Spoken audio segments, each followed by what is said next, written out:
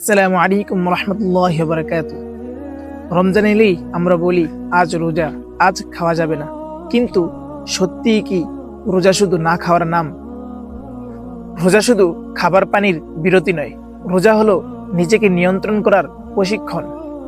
ক্ষুধা আমাদের শেখায় ধৈর্য, তৃষ্ণা আমাদের শেখায় কৃতজ্ঞতা। আমরা যখন রোজা রাখি তখন শুধু পেট না, চোখ, কান, জিহ্বা সবকিছুকেই সংযত রাখতে হয়। কারণ রোজা মানে হলো গুনাহ থেকে দূরে থাকা এবং আল্লাহ তাআলার আরো কাছাকাছি যাওয়া। যদি আমরা রোজা রেখে মিথ্যা কথা বলি, রাগ করি, অন্যকে কষ্ট দেই, তাহলে আমরা এখনো রোজার আসল শিক্ষা বুঝিনি। কারণ রোজা তো আমাদেরকে শেখায় ভালো মানুষ হতে, নরম হৃদয়ের মানুষ হতে। একটু ভেবে দেখুন, এই রমজানে কি শুধু আমরা অভ্যাস হিসেবে রোজা রাখছি, নাকি নিজেকেও বদলানোর চেষ্টা করছি? তাই আসুন এই রমজানে শুধু না খেয়ে থাকা নয়, নিজেকেও বদলাই।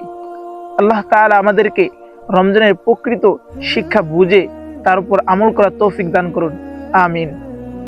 ভিডিওটা ভালো লাগলে সাবস্ক্রাইব করে পাশে থাকবেন এবং কোনো পরামর্শ থাকলে কমেন্ট করে জানাতে ভুলবেন না।